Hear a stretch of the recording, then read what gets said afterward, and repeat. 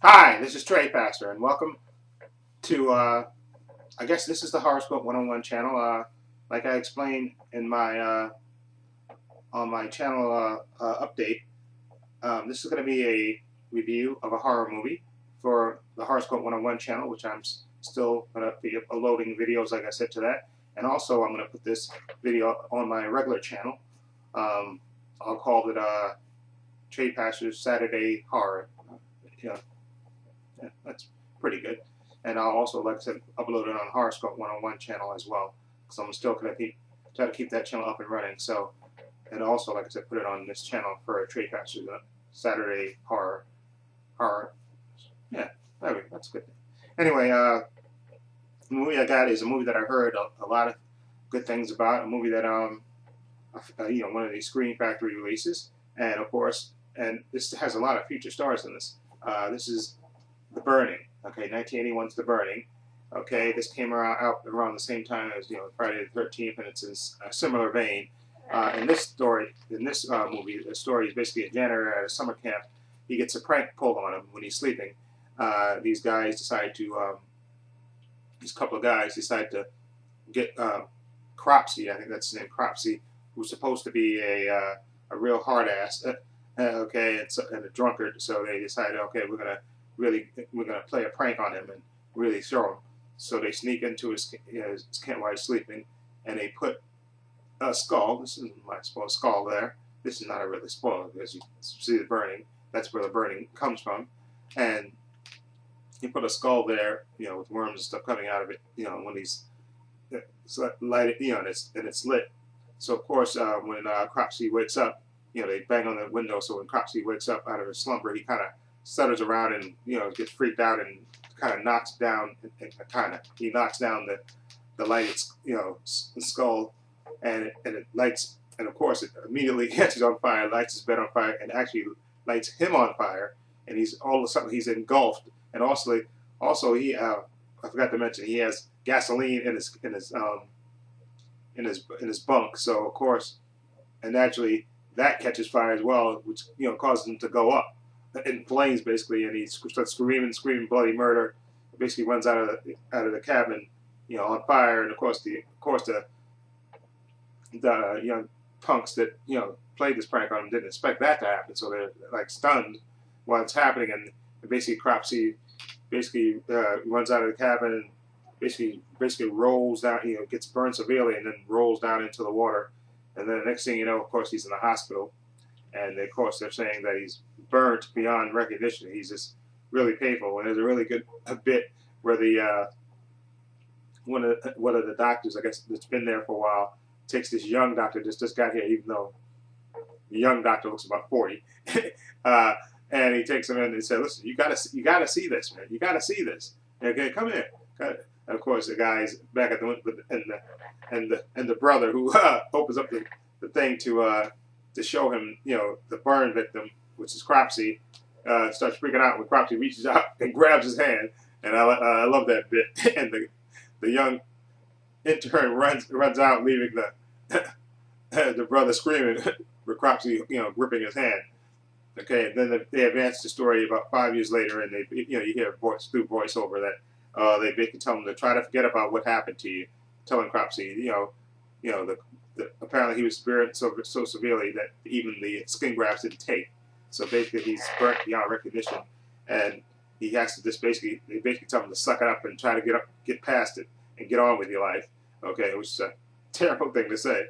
And of course, they don't show you exactly what he looks like, but he wanders off, and then you see him pick up a prostitute.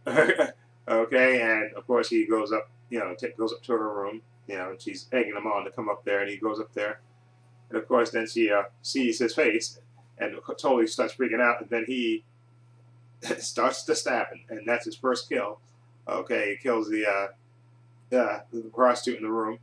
Okay, and then they go flash to a summer camp. Okay, and this summer camp has the usual cast of characters in it. And also in this cast is a young Jason Alexander. You have a young Holly Hunter. You have a young Mark Ratner, who was in, I guess he's more famous for Fast Times at Ridgemont High. he was the guy that was going out with Jennifer Jason Leigh, the young shy guy whose friend basically hit Ratner. I think his name was Ratner. Well, Mark Ratner. I think that was. Hold on, let me make sure about his name. The guy from that's what I think he's most famous. Brian Backer. I'm sorry, that's his name. But I think he was Ratner in Fast Times at Ridgemont High. But in this movie, he you know. He's his character, and he's kind of the nerd of the whole thing, the shy guy. His name's Alfred, and you have Jason Alexander. He's one of the cool guys, and you have Fisher Stevens, who's Woodstock, and he's another one of the cool guys. And then you have Larry Joshua, who plays Glazer, who's basically the dick of the camp, okay? Who basically picks on Alfred, and of course, and after all the girls, and he's supposed to be a jock, and he's after all the girls. And the good thing about this movie, one of the good things about this movie, is you see a lot of nudity in this movie. This is an 80s movie, so you see a lot of nudity. You have full frontal nudity in this movie, which I wasn't expecting. Okay, and basically, like I said, it's typical summer camp with the the nerds and the cool kids and everything else. And of course, like I said, Brian Backer's character Alfred gets he's shy and he gets picked on, of course. And basically, they the counselors. They're planning this canoe trip, okay, where everybody goes out, and then of course Cropsey makes his way back to the summer camp to get revenge. And I was thinking to myself when I was watching, I was saying, wait a minute, he's trying to get revenge on the people that that burnt him, but these are not the same people that burnt him. But then again, I think about Friday 13th. Jason's mother and Jason himself didn't get revenge on the exact same people that let him drown. They just got revenge on the counselors that was there. So. It makes sense. Besides, you got to have bodies there for hitting the body count. And anyway, so basically they go on this canoe trip and usual shenanigans, and then Cropsey starts his killing spree. Starts picking the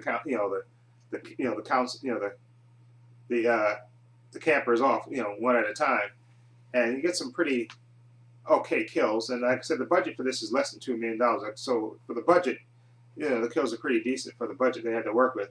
Okay, it's not the best movie, like I said, it's not the best acting either, but it's okay. And I like the kills. Although, like I said, they did kind of tie it in to the beginning of the movie, which towards the end of the movie, and I don't want to spoil how that's tied in, but they do tie it in to the beginning of the movie when the prank was played on Cropsey. They do tie it in at the end.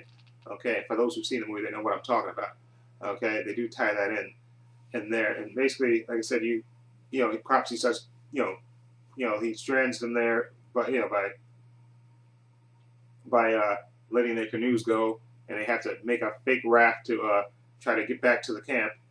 And I think the most impressive kill to me was the one on the this is a spoiler, I guess, that on the ramp, without spoiling exactly what happens. But I think that kill was the best kill sequence in the movie, in the whole movie. I like the way it was done. That to me was the best. Okay, and like I said, you don't get the best acting. Like I said, the script ain't the best. And like I said, the killing doesn't start, I think, until like an hour in to the movie. I think you get the little bit of killing that I say in the beginning. When the prostitute gets killed, but then it takes a little while to. And like I said, the characters are kind of likable, except for the guy that's a dick. I think Glazer, who's basically the bully of the camp. But Jason Alexander's character is like a cool guy. He's the guy that kind of gets everything that you want. He can get you anything you want. And then you have Fisher Stevens. He's like a cool guy. And then they hang out with Brian Backer, who's his character of Alfred, who's the nerd. They do hang out with him. So it's not like he's totally isolated. They try to help him and they hang out with him and stuff, even though the Dick Glazer, who's always picking on him. Okay, but like I said, overall, it was a decent watch. Like I said, I think it's 91 minutes. Okay, not the best acting in the world, and the story's not that fantastic. And I kind of, in my opinion, I don't like the way it ended. To me, there's just something a little bit too false about it. But then again, I have to think about the budget for the movie. So, I think they did the best they could with the low budget that they had. Okay, and like I said, you get the nudity and you get some decent kills in this. So overall, as a slasher, yeah, I still prefer Friday the 13th. That's my bias showing through. But I'm going to give The Burning, okay, like I said, not the best acting, but like I said, for the budget, and like I said, even though and I take away points for it, the killing in earnest didn't start until like an hour in. Okay, so I'm going to give The Burning I'll give it a 7 out of 10. 7 out of 10? 7? No. No, not a 7 out of 10. 7 out of 10? Think about it. 7 out of 10? No, I'm going to give it a 6.5. Yeah, I'm going to give it a 6.5. Okay, just because, like I said, the killing didn't start fast enough for me. I mean, there was one kill in the beginning, but the killing didn't start in earnest until like an hour in. Okay, I mean, and the kids, you got to know, I guess you got to know the kids, somewhat. Okay, not the best people in the world, but decent acting. I have Jason Alexander and Fisher Stevens. Okay, and the two leads, I guess, besides Brian Backer's character, there was Brian Matthews and Lou Ayres. They played Todd and Michelle. I guess the head camp counselors, and they were decent. They could actually act. So, okay, and Larry Joshua played a good dick, his Glazer. He was the bully and a proper dick. So, but overall, like I said, for the budget, it was decent. So I would give it a 6.5, not quite a 7. Like I said, it had maybe more kills, but then again, I can't blame them because with the budget, they had to do the best they could. And I do like the raft scene. That's my favorite scene in the movie. That and like I said, I wasn't too crazy about the ending. Okay, but for the raft scene and for the Jason Alexander and Fisher Stevens, I thought were good, and even Brian Bracker, who was the nerd, he was okay, and like the two leads were okay. So Cropsey, like I said, I like the way, and I did like the way they showed Crop. They showed it from his point of view when he started to do his killing. They showed it from his point of view, which I thought was nice. I mean, that was a different take on the killing. I like that. Okay, and like I said, you didn't really well. I won't spoil that part. Anyway, again, 6.5. Okay, a little, to be perfectly honest, just a little. I guess maybe my expectations were a little bit too high for it. Okay, because I thought this was, I think, on a par, I guess, with the Friday the 13th movies, which are admittedly my favorites. So I'm kind of biased that way, but a decent watch. Okay, so again, a 6.5 for me. Okay, I know that a lot of people say this is their favorite and stuff in slashers, in terms of slashers, but I have to give it a 6.5, not quite a 7. I just, like I said, just because I think it took too long for the killings to start in this movie, and the budget, I guess, the budget is what it is, so I can't really blame them for the budget. And you did have decent actors in it, so I'm just taking away points for the killing didn't start right away, I guess. And so, like I said, they got. Tom Savini did the FX, which I said for the budget that he had to work with. I think he did a decent job. Okay, and like I said, you see a young Holly Hunter in this, Jason Alexander, and Fisher Stevens. Okay, so anyway, 6.5 for me. Okay, so that's my first review. I know it's a little bit long because I'm kind of over-explaining for Trepacer's Saturday Horror. Okay, and for the Horoscope 101 channel. Anyway, let me know what you think. Feel free, The Burning, feel free to leave comments down below. This is Trepacer saying so long and take care.